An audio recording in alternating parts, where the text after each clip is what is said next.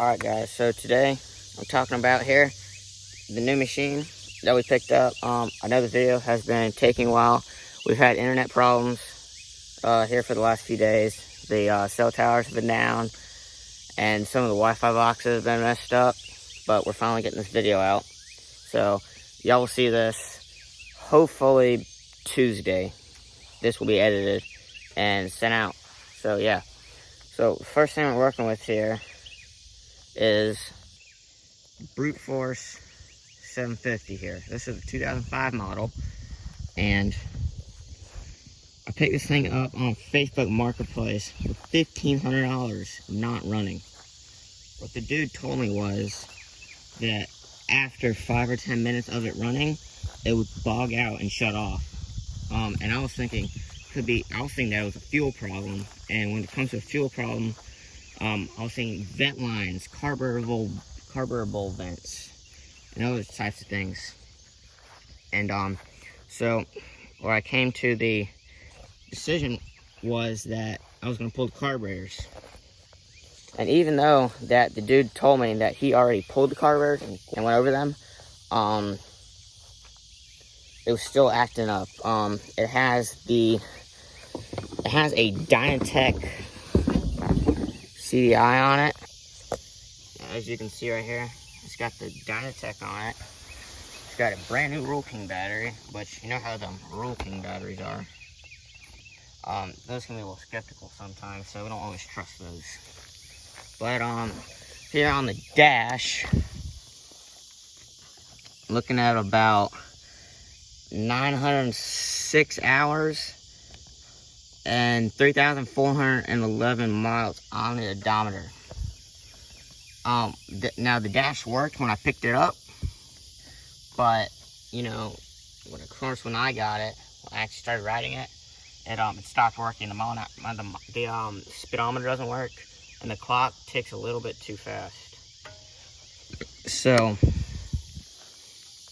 what I was coming at is that it's carburetor volt vents. So what I did was I was doing some research of it, and I could not find anything. So hopefully what I'm going to tell you here is going to be a problem. The main carburetor volt vents, because on this one it has two carburetors, one carburetor for each cylinder, because it's a V-twin engine, 750cc V-twin.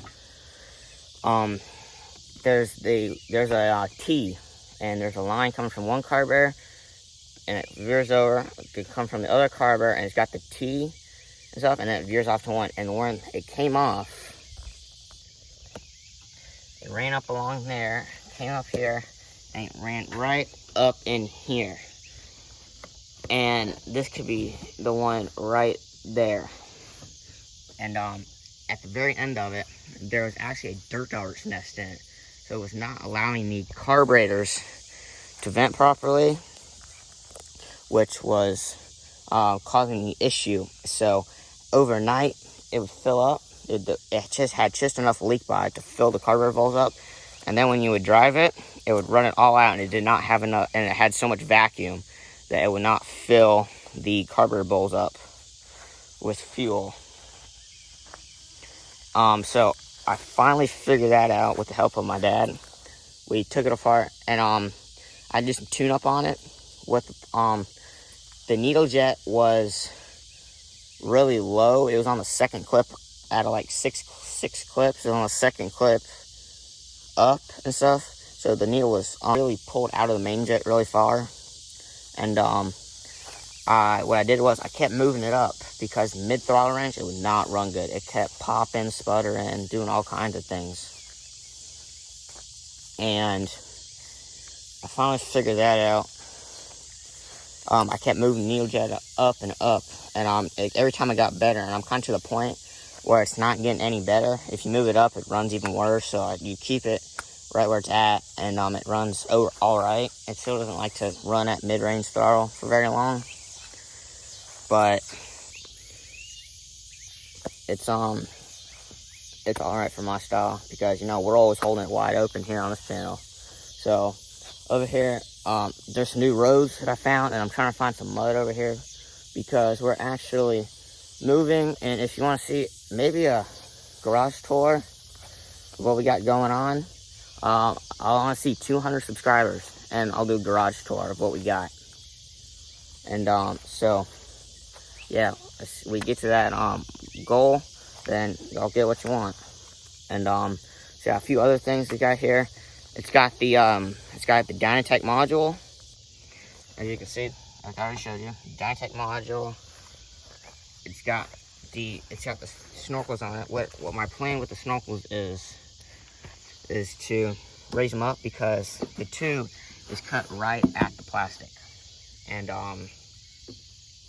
it's really low. So what I was gonna do is, if you come underneath here, I can just fix it and cut a new tube up there and extend it up a little ways, and then I'll put just the 90 on it, not the 45 and the 90, just put the 90 on it.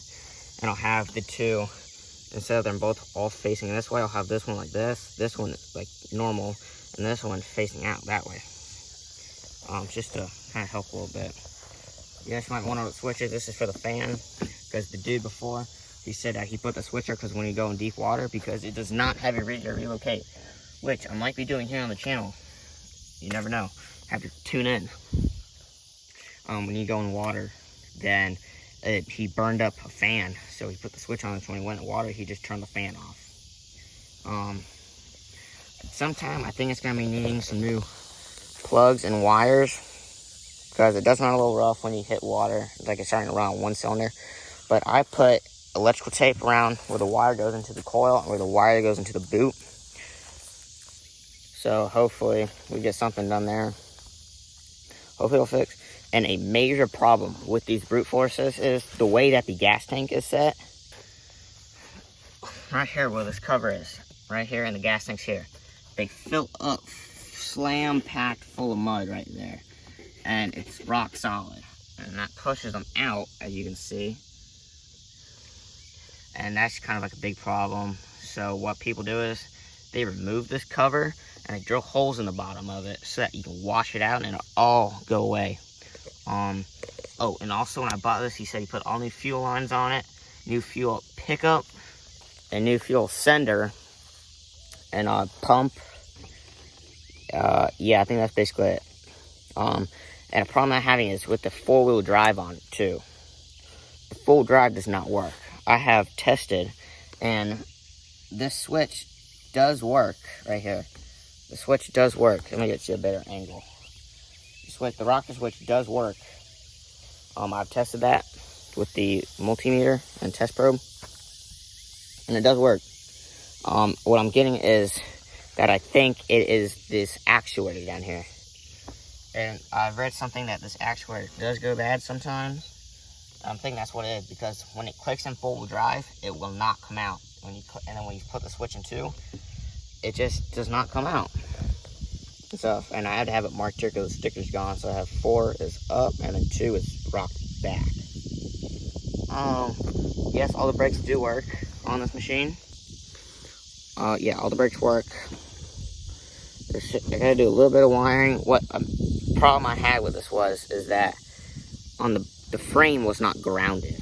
There's a few grounds on the frame that rely off the speedometer and the 4-wheel drive switch, and the frame was not grounded, so I was kind of throwing me off. So what I did was I made my own ground here. This is a little 8-gauge speaker power wire for your amp. So I put a ring terminal on it, came over, put another ring terminal on it, and bolted it down, because this bolt goes to the frame right here. There's a little tab that holds the battery tray in there. That holds that. So that gave the frame ground, which really helped. A few things. But your dash doesn't work, and the 4-wheel drive still never got fixed. So if y'all have anything that could help me with that, with it not going back into 2-wheel drive after it clicks into 4-wheel drive, that would be greatly appreciated. Soon we're gonna be rebuilding the front differential on it. So we're gonna be removing it, tearing it apart, splitting the cases on it, putting new bearings and seals in it, because it leaks, and the input shaft bearing is a little messed up. It's got a lot of play in it. And I have to fix the brake light, because that's an issue. Oh, and something really funny. that is on this machine is this dude welded a 2-inch hitch straight to the back of this thing. It has no pin to take the hitch off. He actually got the entire hitch and just welded it to a little 1/2-inch plate or 1/4-inch plate, I'm not too sure. Welded it straight to the frame here. So to change the ball, you have to change this, which I don't really like. I would like to remove that and put just a normal 2-inch receiver so that I can put a tiger tail on it. Because, yeah, something kind of that you need. I have done a little exhaust mod to it. I'm sure you guys can't see, but in there, I've drilled the holes in the factory baffle to open it up a little bit. And yeah, it sounds pretty good. If y'all want, I can do a little startup for you here. You know, get the key turned on. Sometimes it's a little finicky. Let me set y'all down real quick.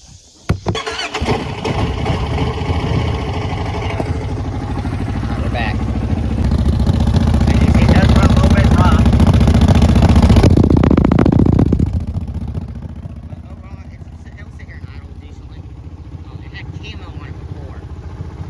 I'll put a little picture in right here in the top left of what it used to look like before I got it.